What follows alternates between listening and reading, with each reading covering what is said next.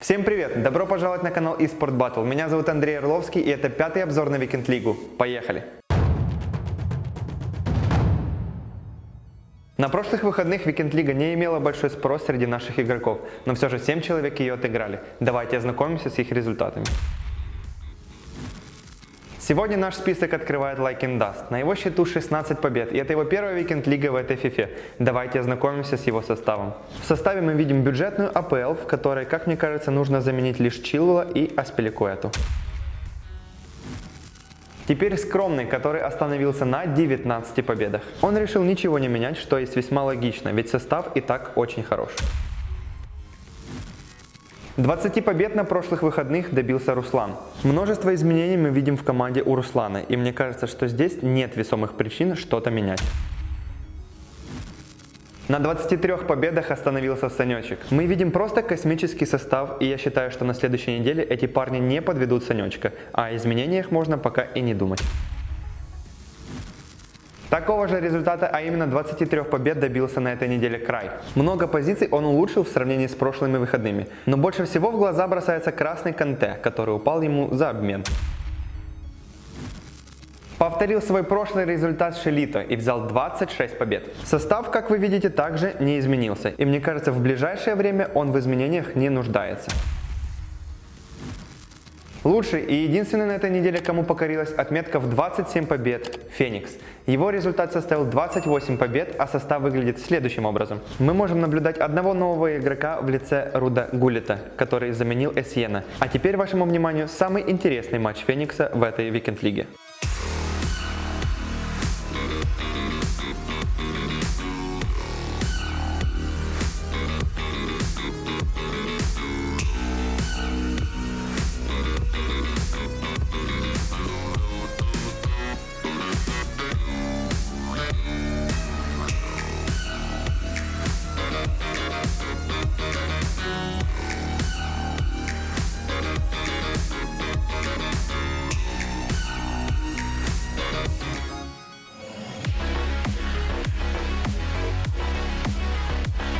О Weekend Лиге мы уже поговорили, но на этом еще не все. У нас в гостях побывал Феникс, и я считаю, вам будет интересно его послушать. Привет, Денис. Спасибо, что нашел время для нашей рубрики. Смотри, глядя на твои достижения и результаты, у нас появилось к тебе несколько вопросов. Если ты готов, можем, в принципе, начать. Да, я готов. Всем привет. Расскажи, пожалуйста, как долго ты играешь в киберфутбол? Я, наверное, как и все, начинал с раннего детства, с FIFA 2005. Где-то лет 10 до FIFA 16, да, я играл на клавиатуре, так чисто на любительском уровне, интересовался там какими-то фишками, но, скажем так, особо киберспорт сам не понимал, особо не лез в киберспорт. А уже в году так 17-м я начал интересоваться, ходить на турниры, участвовать в них. Участвовал не очень, много проигрывал, не выходил из группы даже. А вот в 18-м уже удалось, знаешь, так шаг за шагом выйти на новый уровень.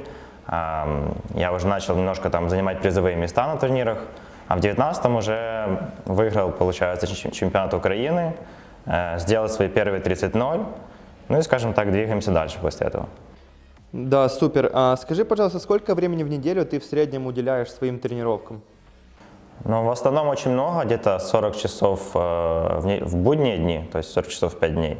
И на выходных еще где-то часов 8 в Weekend-лиге, плюс где-то, может, часика 2-3 в дивизионах.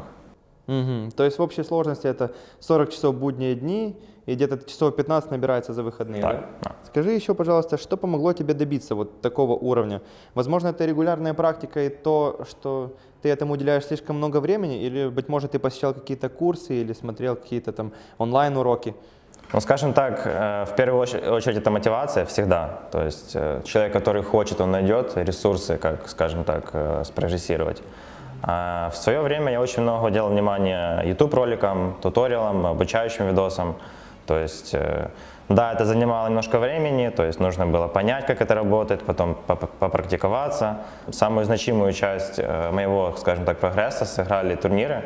То есть я приходил, играл с сильными ребятами на турнирах, практиковался, смотрел, какие мои ошибки, какие у них плюсы, что они делают такого, что я не умею, и учился уже на их примере.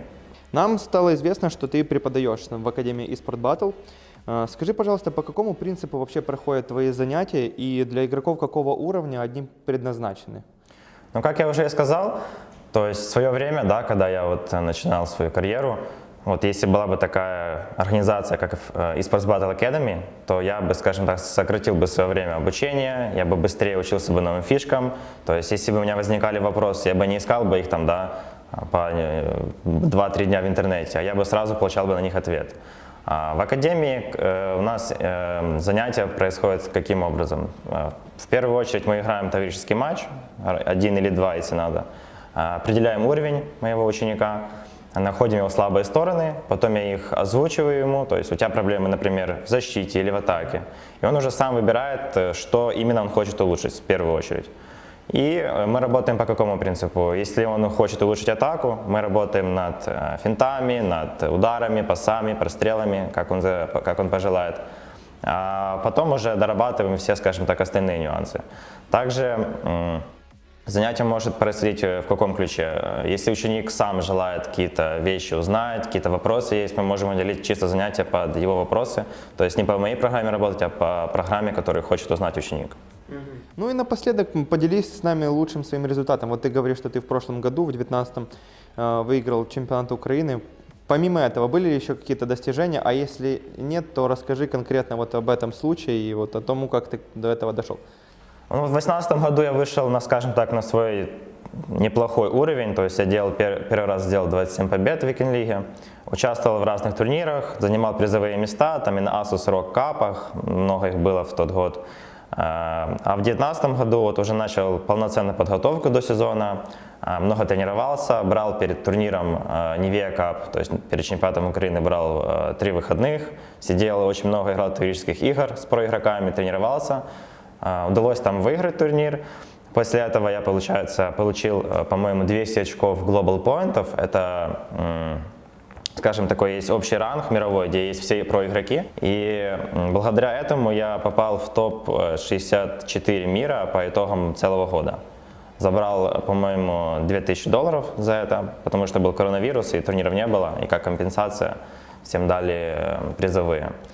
И, наверное, еще я хотел бы выделить турнир от Bandcast, по-моему, их было 3 штуки. Тоже довольно неплохо выступил, там топ-4 было, топ-3 летом. Поэтому пока так, да. Все, спасибо тебе большое за уделенное время, было приятно с тобой пообщаться. На этом наш выпуск подошел к концу. Подписывайтесь на наш канал, ставьте лайки и жмите колокольчик. Пока!